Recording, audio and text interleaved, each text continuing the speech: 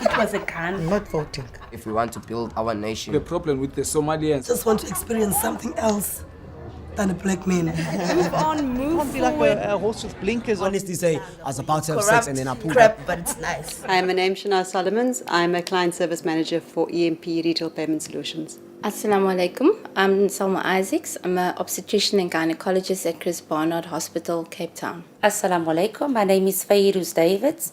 I direct an inpatient rehabilitation treatment program called Kensington Treatment Centre. I'm a social worker by profession. Assalamu alaikum. I'm Mushfiqa Bota. I'm a media and communication specialist in the consumer debt management and cultural industry. Assalamu alaikum. I'm Shamila Phillips. I am a manageress of a production accounting service provider called Moneypenny, and I also am a production accountant in the film industry. There is a level of media focusing on Muslim women, focusing on Muslim women being oppressed. Funnily enough, women are being raped and killed all over Africa. Women in some countries still don't have the right to vote.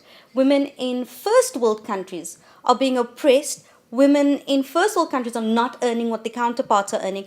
But funnily enough, what people are interested in is that women in Saudi Arabia can't drive. Really. I mean, we are as a species experiencing so much. We are experiencing violence, we are experiencing abuse, we are experiencing so many things. But the media can focus on the fact that Muslim women don't drive. And sometimes if you driving anyway and you see how some people drive, you often wish that the rule could apply to you, yeah? Yeah, you don't have to drive because it's so stressful. But what I'm you saying know, is that and people, drivers, male particularly, are so aggressive on the roads often.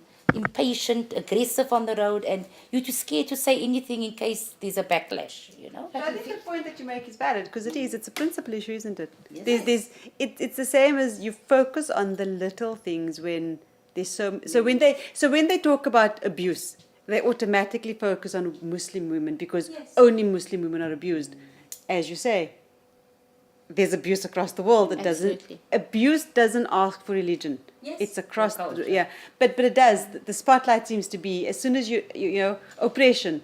The minute you wear a scarf, you must be oppressed because why would you want to wear a scarf? Would anybody think I'm always if somebody says to me, why do you wear a scarf? It's my conscious choice. Yeah. It's my conscious choice to do so. I don't feel oppressed because I'm wearing a scarf. But the media shines its spotlight on somebody that covers, on a Muslim woman that covers her hair, and they say she's oppressed. But a nun is not oppressed, but I'm oppressed. Or somebody else that wears a scarf and covers, a Muslim woman that covers her hair is oppressed. But somebody else from a different faith is deeply religious and content. Islamically, if you knew, why does a woman not drive in Saudi Arabia, for example? It's because they are protected. Their women are protected. They do not expose their women in that way. That is why they don't drive. Why were we told to wear a scarf? Because that we are closing our private parts. People don't understand it that way. So maybe we should go out there and do another program as to why this is, and that we teach people and make it known to them that it is actually not oppressed. Sometimes they just hear the bad parts, that's the culture part and not the religious part. But I think if we model the way Muslims are, that would also go a long way, you know? I mean, just to add to everybody, I think what we need to remember is that every woman should be celebrated in whatever context they find themselves in. Whether it's the high-end successful woman, whether it's a woman that's just putting the meal on the table each day for the kids and not being able to even work because she's not empowered with education. I think for all the women out there, I think it's a celebration in itself, just being a woman. The issue is not whether Allah has permitted us to have babies or not, etc., because there are women that don't carry children in their lifetime, and that's Allah's will, of course. But every woman, child or no child, and every man that Allah has given them their task, it's a celebration of being a female. Women should be celebrated. And the fact that someone's a mother only and that they don't work, whether they're educated or not, does not diminish who they are as a woman. Absolutely. They're equally successful. And I think we often don't give them enough credit. And I think that's which comes back down to success. Because I think we often think you can only be successful if you have a career, if you do all of those things.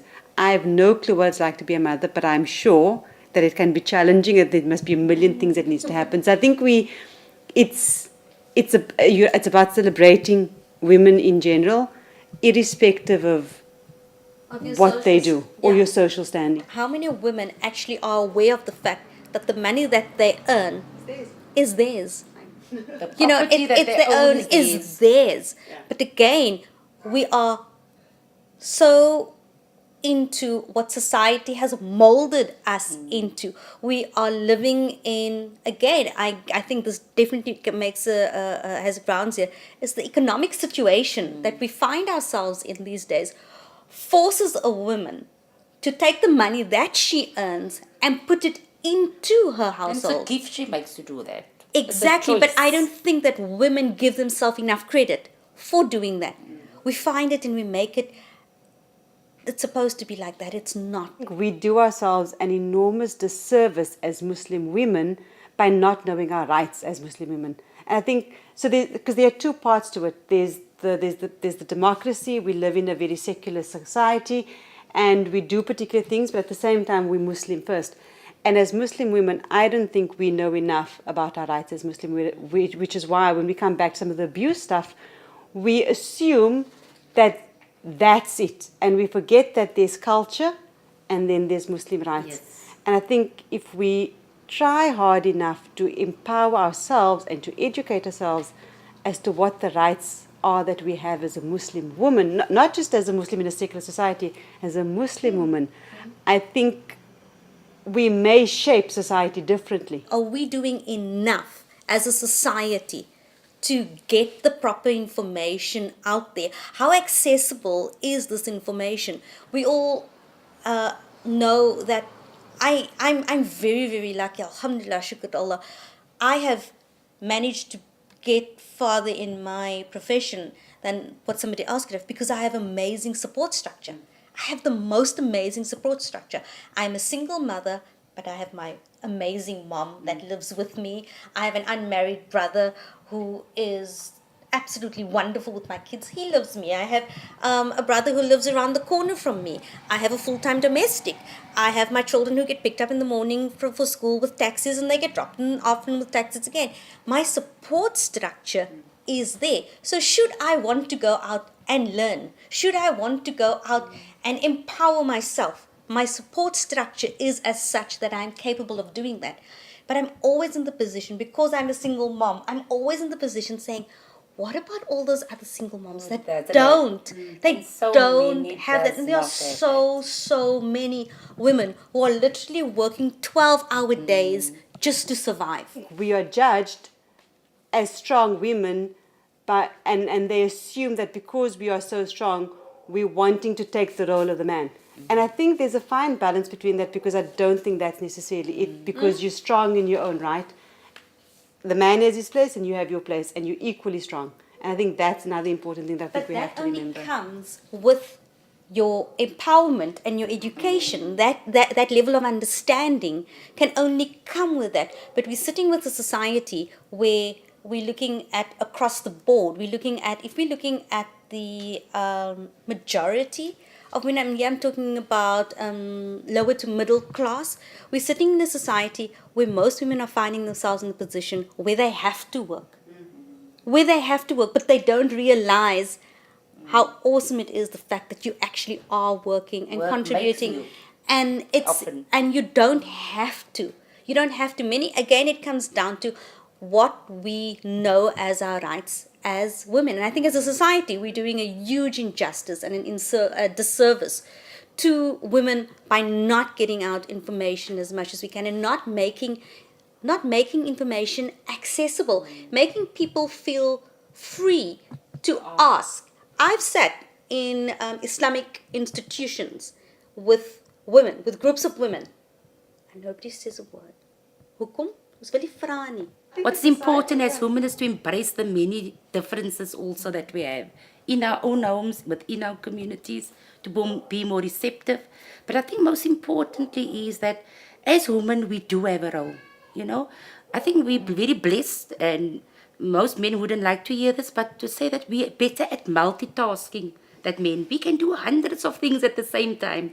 And especially in a situation where you feel down, where you feel not supported, you forget that. You forget that you've raised the child, you run your homes, you're able to see that there's food in the house. On a very tight budget, you manage to feed your family. So we forget, like you say, it's the little things also. Do you find that pregnancy, even though it's a societal, it's what happens in society, women are having to be, they have to make excuses for it. It's like, I'm sorry I fell pregnant and I'm now having to take maternity leave. And I'm sorry I fell pregnant and now I actually have to go and see a doctor once a month. And I'm sorry I fell pregnant. And, you know, I just find that so many women are not getting the support that they should be getting in their workplaces when they do fall pregnant. You find this lack of empathy. And I think it's purely because being a woman, you're expected to do the multitasking and not complaining. And I think pregnancy in itself has got limitations, and it does unfortunately appear like an illness often when it's actually not. But for some women, their pregnancies are harder than others. I mean, I flew through all my pregnancies. Alhamdulillah, I was lucky in that sense. And other women tend to have it a bit harder. So from that point of view, yes, it's a huge challenge for women in the workplace when they're pregnant. And my empathy is with all my patients who currently are struggling with cases against them for having absenteeism, etc. For reasons that are obviously related to medical issues in pregnancy. So that's probably one of the biggest topical issues amongst all women in society today. We need to get to the point where we say, damn, I'm awesome. Just for getting through this day, for raising my children, for raising probably somebody else's child who's now my spouse, for raising a family, for going through the daily motions of the carpooling, of the school, of the work, of having a career. And even if I don't have a career, what I am doing is so freaking awesome. I am enough. You know what? I don't think we do that enough for ourselves. But then again, I also don't think that we are exposed to that enough. I think women should start encouraging other women more and empowering women more. And if you see somebody is not having a good day, you know what? Make them have a good day. Do that little bit extra. But women should be getting to the point where, you know what? Just what I am doing is freaking awesome. Men and women certainly do have a role. And I'm no feminist by a long shot. But certainly a male has a role in Islam, and so does a female. And I think where I speak from now as a mother and a wife is probably that, you know, being a doctor, doing my full-time job, you talk about a 12-hour job, I've probably got a 24-hour job, 7 days a week, all through the year.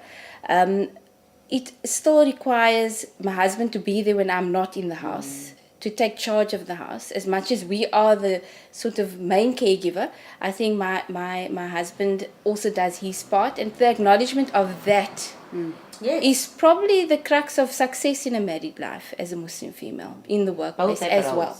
Because both have their places. And I think I'm certainly no feminist, but I do believe that Shanaz did touch on a very important point, that amongst all this discussion we've just had, what comes to the fore is that all of us have achieved things in a manner that's been owed to us for hard work and dedication and commitment. My dream is for women to believe in themselves and to believe that they can be whomever they want to be. My dream is for the children that I have, my 3 beautiful children, that they, and all the children that we interact with and all the children in the world probably at large, that they achieve the biggest things in their life and achieve the biggest potential that they can possibly achieve, whether it be professionally or in any other sphere of their lives. My dream is that our communities become empowered sufficiently to support all women who live in it. My dream is that my beautiful 10-year-old daughter Amina and all her friends and every other little girl out there, Muslim or not, grows up knowing how valuable and how awesome they are. It's also my wish that my 15-year-old son Muhammad and his peers grow up respecting women, grow up knowing what it is to have respect and tolerance. My dream is that every woman, in her right as a woman, will always be the pillar and strength of the family, of the vocation, of the position that she will hold. Therefore, women must not stop empowering each other.